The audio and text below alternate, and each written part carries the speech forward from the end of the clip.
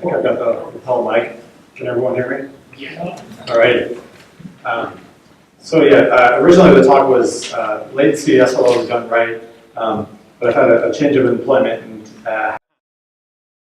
to come up with a new original work kind of based around the same concepts.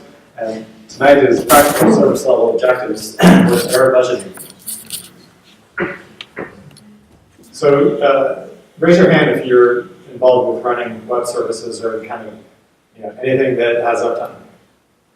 Fair amount of people, which I expect. So are errors important to folks? Yeah. They're expected, but they're also very important. We try not to have a lot of them. Is latency important? Yeah.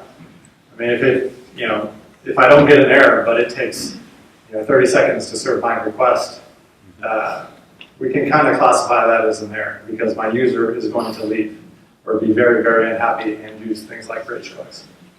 And speaking of that, do folks know how many errors you had in your app last week? Probably a lot do. Most commercial and open source monitoring tools and log analysis tools will be able to give you exact metrics on this. But in terms of latency, do folks know how many requests ran more than, say, 500 milliseconds in the past week? Some? Yeah, folks here have monitoring tools. Pretty much, every monitoring tool will tell you, they'll give you either an average of requests over the past week or, quantiles like 95th percentile, 99th percentile. And so there's, that information is out there. And, guessing it's important to most of the folks here. If they can't say hey, I had 10,000 requests last week that were over 500 milliseconds. And there's other important metrics too, like your error to request ratio. Because if I have 10,000 errors and 10 billion requests, that's a relatively small number. But if I have 1,000 requests and 100 errors, that's probably a little more significant, depending on kind of your user profile. And then the question begs, are slow requests errors? Who here has ever rage clicked at something? Yeah, that's how computers end up getting hurt. Past a certain point, and there's been a lot of research done on this. If you look at, Google did research saying if it, takes longer than this, much to serve the request, you lose X percentage of people at every, interval. So, depending on those intervals, slow requests are, can be considered errors. So hi, I'm Fred. That's my Twitter handle, @FredMoyer, with a PH instead of an F.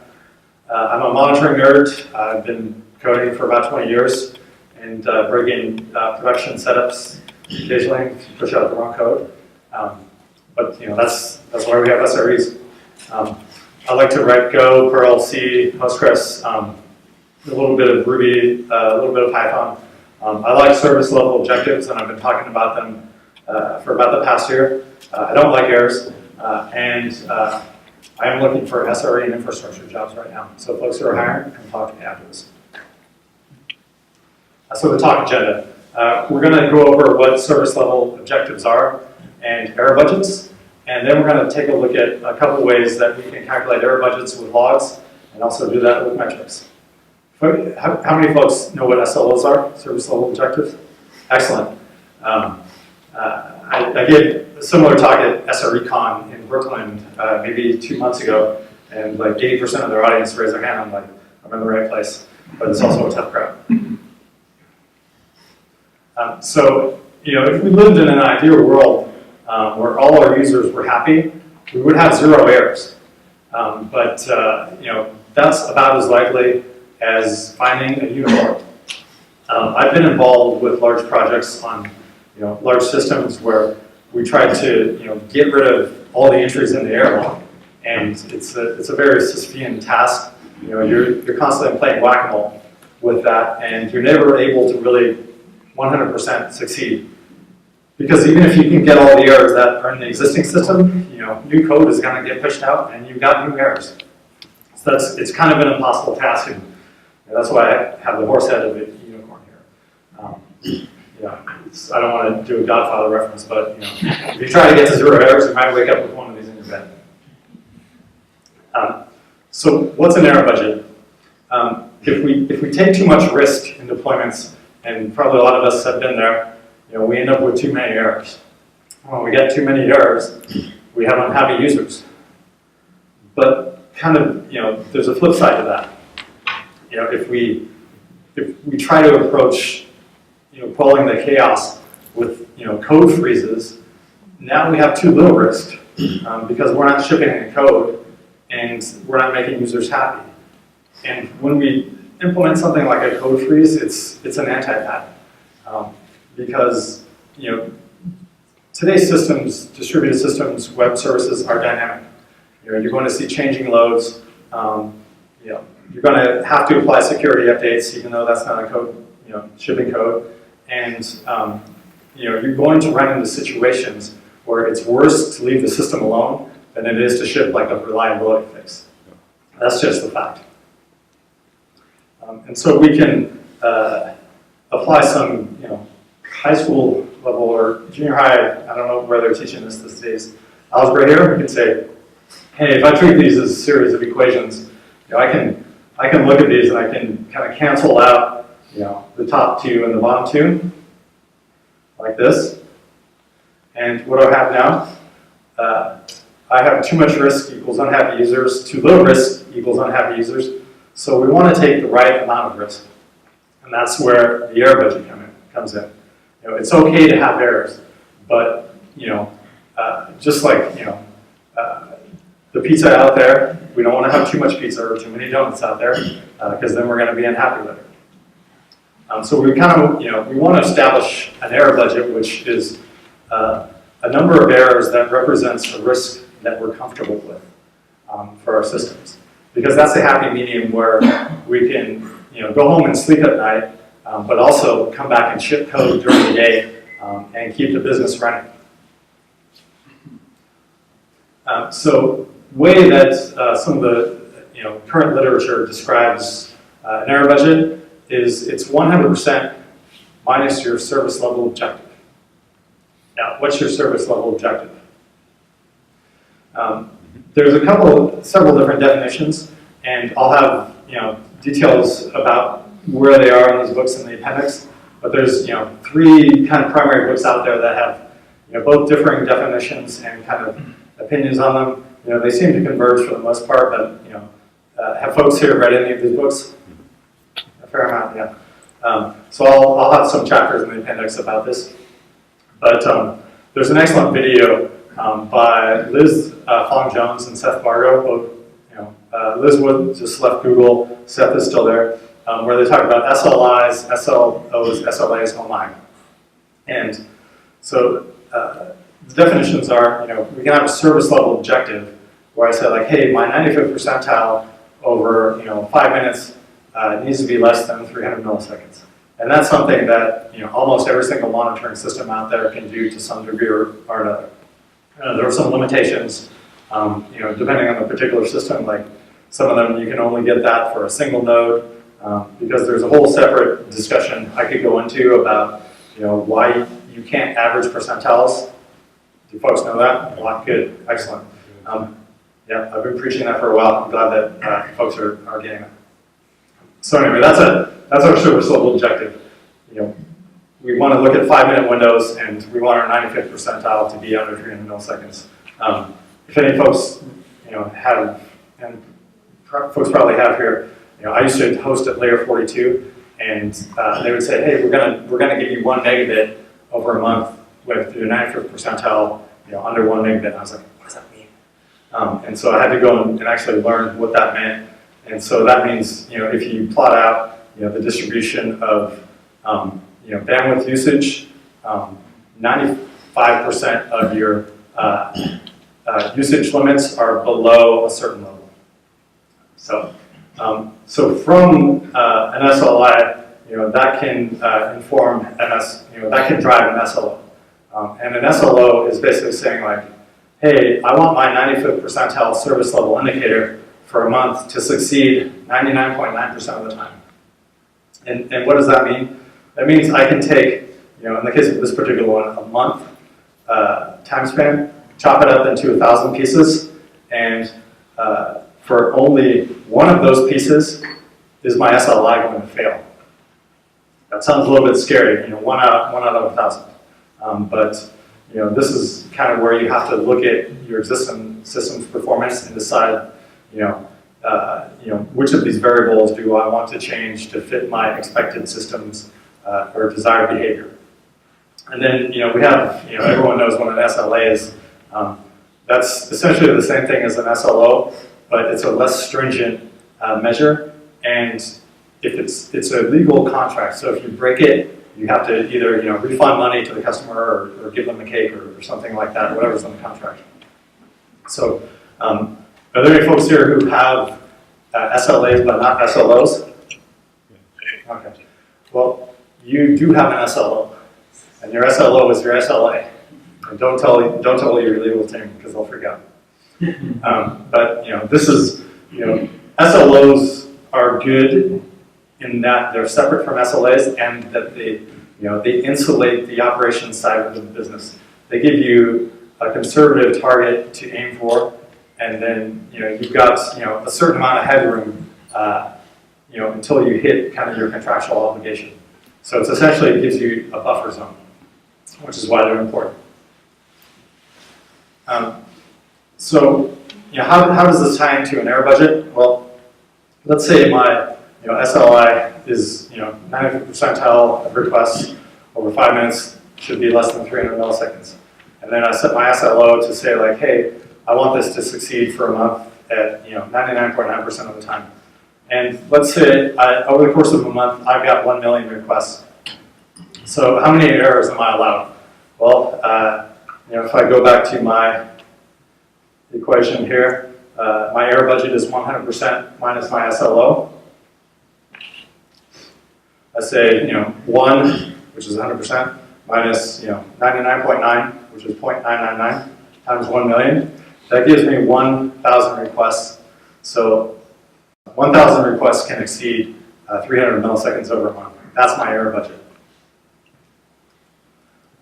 And was there a question? Yeah, if say you have, you're going along just fine for an entire month, 100%, no failures, and then the last day of the month you're down for 2 hours. Did you make your SLA or SLO? If my error budget says, well, did I make my SLO? Well, it depends what it is. Yeah.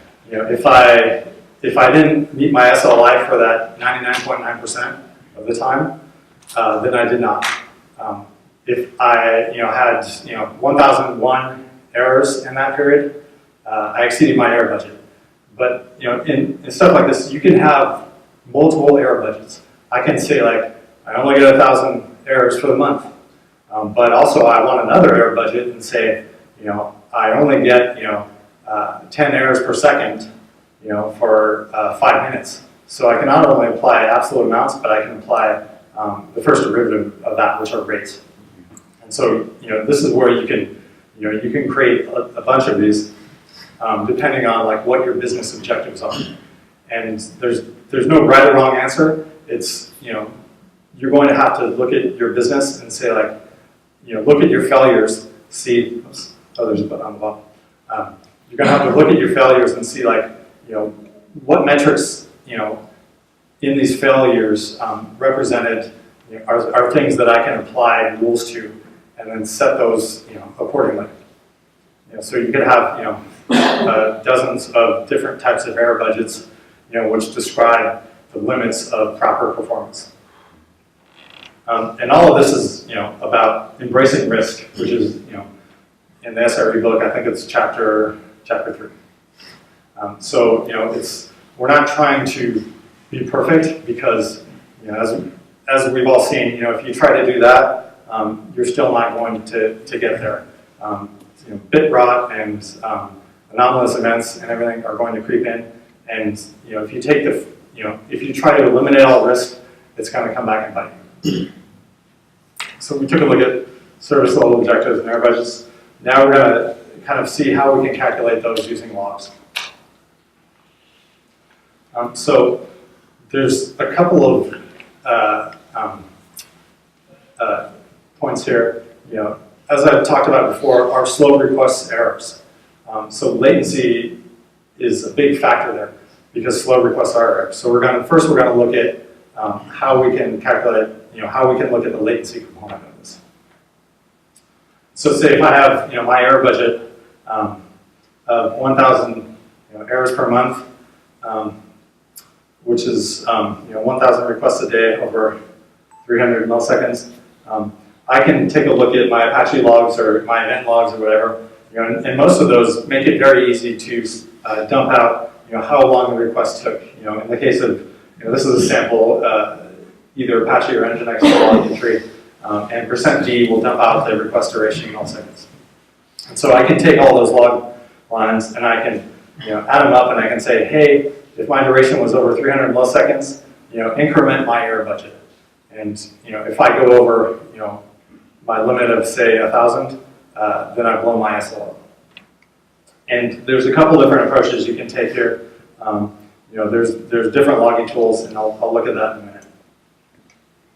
But there's also hard errors. 418. Has anyone ever gotten this error code on a request? Neither have I. I'm a teapot. 400 means bad request. So you also, in addition to getting slow requests, you'll get just flat out errors. And again, these are, you have to look at it from the perspective of the business. Is it an error for a favicon? We don't really care.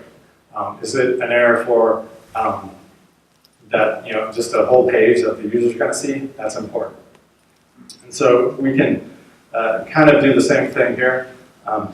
We can just, grab a bunch of, basically count up all the error log entries, or, count up, 500s or 400s, or, kind of what you define as an error. And you can take that count and, increment your error budget by that number. You can do the same for latency, and you sum those up, and, say, if that number gets, within 80% of your maximum, you can throw an alert. And you can do this, if you have the tools, which, like Prometheus, Grafana, Datadog, Circonus, Signal FX, they all have tools that you can take first derivation. So you can apply the same approach to say, like, hey, if my first derivative of error budget over total requests exceeds a certain percentage, go ahead and throw an alert.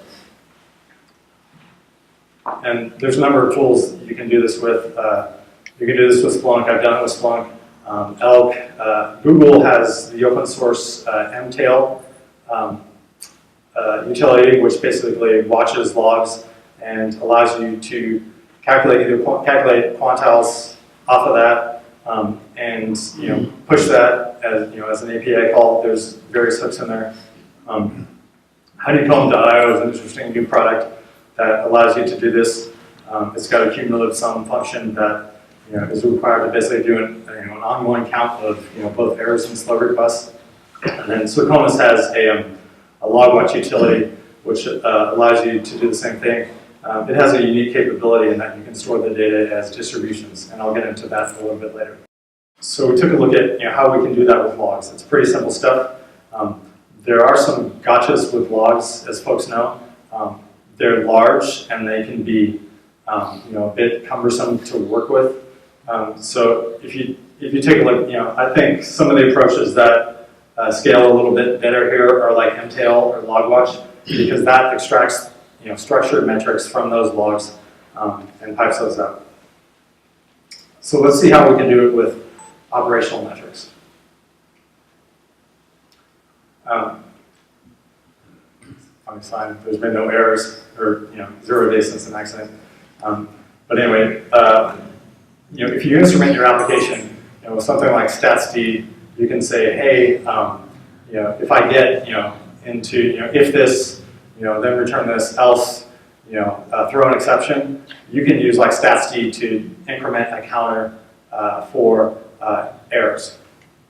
And so most of those counters are either like a 32 bit unsigned integer, which gives you 4 billion, or if you need a 64-bit one, you might want to take a look at you might have some quality issues there in your system if you need 4 billion or whatever. But we can take the same kind of approach.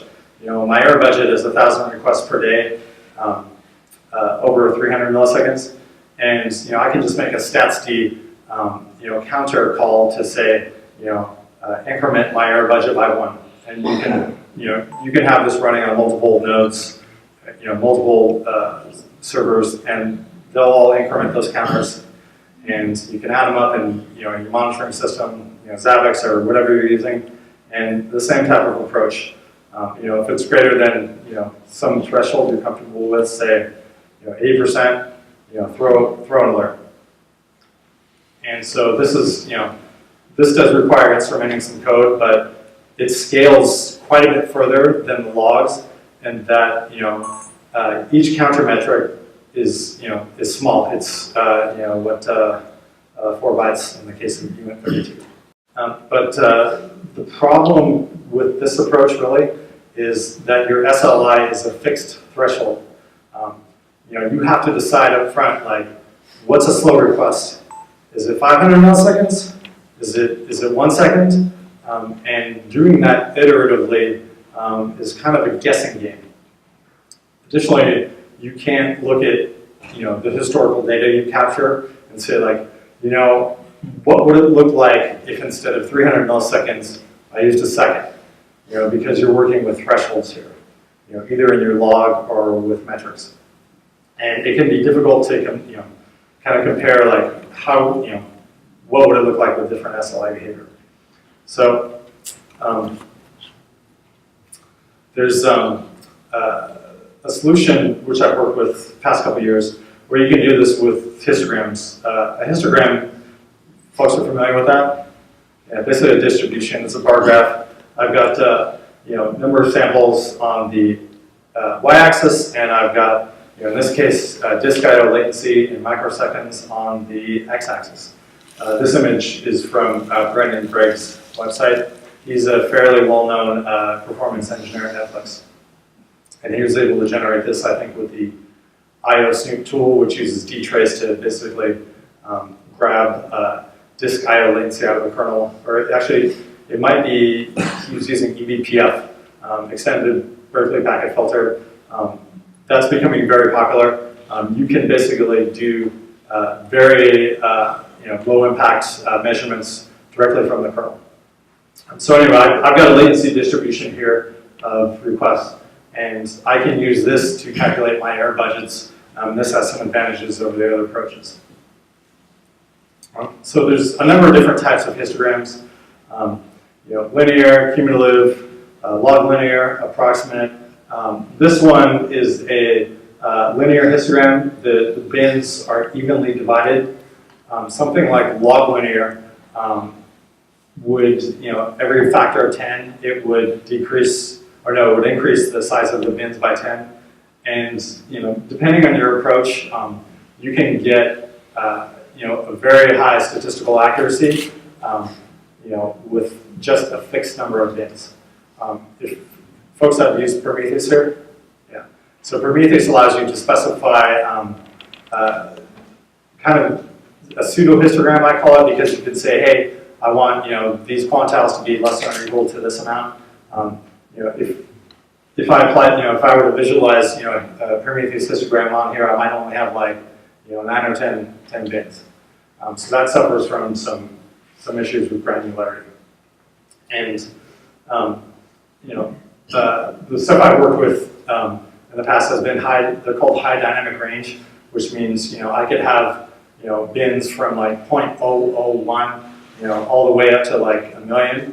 And so like my low end bins could be 0.001, 0.002, 0.003, and then they could go I could increase the size of my bins, say like at 1, and it could be 1, 2, 3, and then it could go up by another factor of 10, and say 10, 20, 30, and 100, 200, and both of these implementations, Guillotine's high dynamic range histogram and the Circonus log linear implementation, they both have very wide ranges that allow you to gather statistically significant data.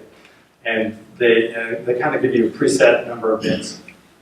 There's some other kind of types of histograms out there, like the Ted Dunning's digest histogram, which more uses, it's an approximate histogram, so it will have centroids in between each bin. It's a It's an interesting solution that works fairly well for extreme quantiles like 95th, 96th percentile, but when you tend to get down to use it around the median, you start to get 10, 15% error, so it's not quite as good for overall accuracy. So how do we get an error budget with a histogram? I'll say if I've got 1,000 requests per day in my error budget, I can, instead of saying like I want that to be 300 milliseconds, I can say that's X, and I can just plug in X for whatever I want. So I basically just walk each of these bins, and when I get to X, in this case X is 1,800, I sum up all the samples on the right of that, and that's my error budget. And that's a pretty simple calculation to do. And once I've summed all those up, I can do the same thing I did with the other approaches. I can say like, hey, if I want 20% headroom, I can throw an alert if my error budget has exceeded 80% of my SL. So the nice thing about using histograms for this is I can move X anywhere along this axis. If I capture this data set, I can put X at 2,000. I can say like, what would be my error budget at 2,000 microseconds? That's very easy to calculate. Or I can say like, what was my effective error budget if I moved it to 1,000 microseconds? So this doesn't suffer from kind of the shortcomings of either the logs or threshold-based metrics approach. And this is this makes it pretty easy to visualize. Here I can just add everything up in red, or I can change it to 2,400 microseconds and add everything up there. There's so there's the open source histogram implementations out there that I mentioned here. There's not a lot of solutions for persistence for those. You can implement these in your code, and you could serialize them and store them in a time series database. But as far as like existing time series databases out there that support them, there's a proprietary one, IronDB, made by Circonis. There's Prometheus's time series database supports them to a certain degree. I think I heard Timescale DB is coming out with support for these, but in some of these cases you kind of have to roll your own storage support.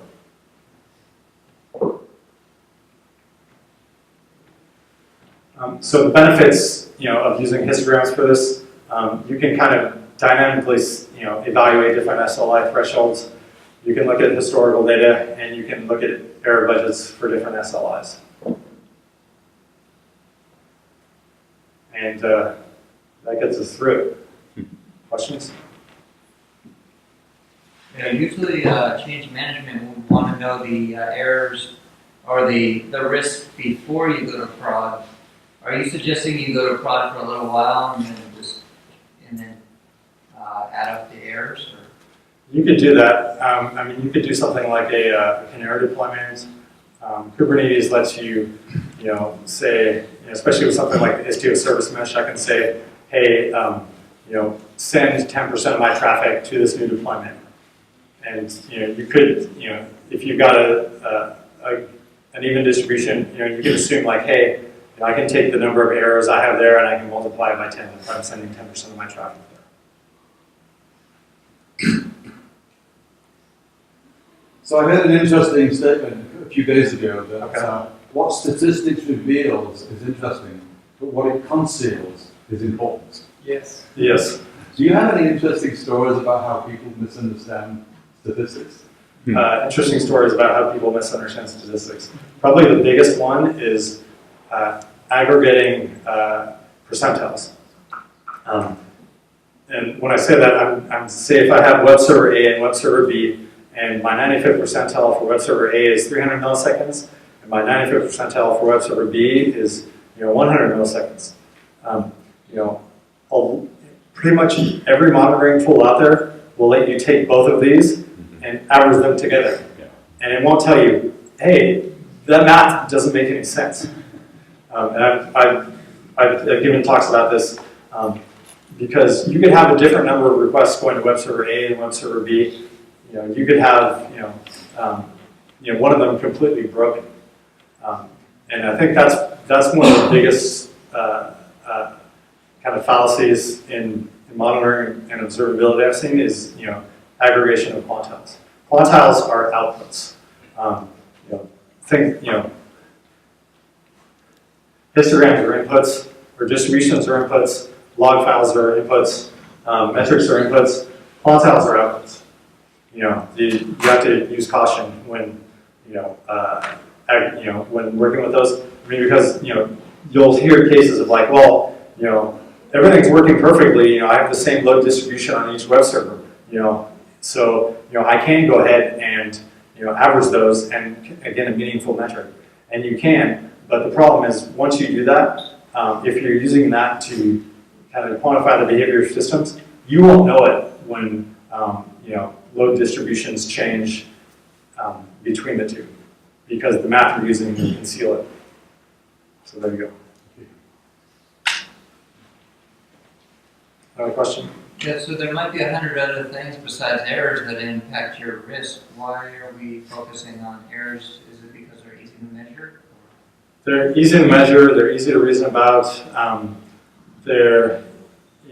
Error budgets I think, are kind of, coming of age in SRE, literature. If you look back through some of those books, you'll see, SLOs and SLIs, but there's not a lot of talk about error budgets. I think that's kind of the new thing after SLOs. I mean, but it is just a tool.